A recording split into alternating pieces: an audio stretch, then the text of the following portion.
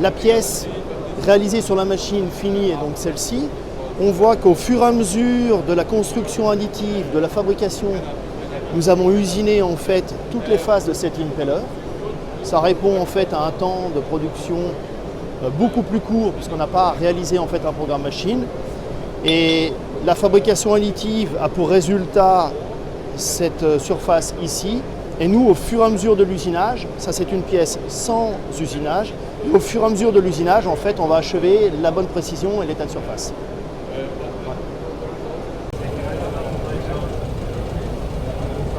Dans la dernière évolution de la machine, c'est la nouvelle option, c'est-à-dire la succion de la poudre avant usinage.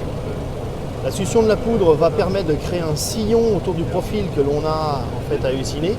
Et donc on va pouvoir augmenter l'avance de fraisage par rapport à la version précédente.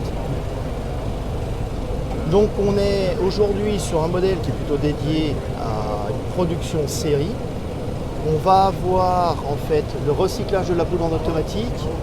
Nous avons un laser qui est beaucoup plus puissant qu'à une époque, puisque maintenant on va avoir 500 watts au niveau du laser, une distribution des poudres optimisée. Le principe de notre machine, c'est pendant le cycle de la fusion laser, on va tous les 5/10 de millimètre lancer un usinage qui est le contour de notre pièce, et de ce fait on va achever la précision de la pièce au fur et à mesure de la montée en fait, de fusion laser. On est dans le monde de la machine-outil.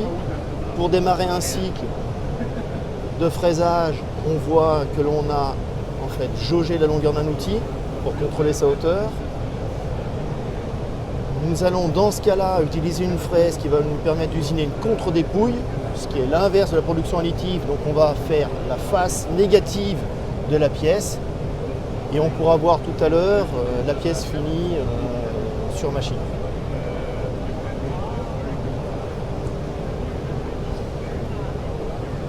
Still, if you have right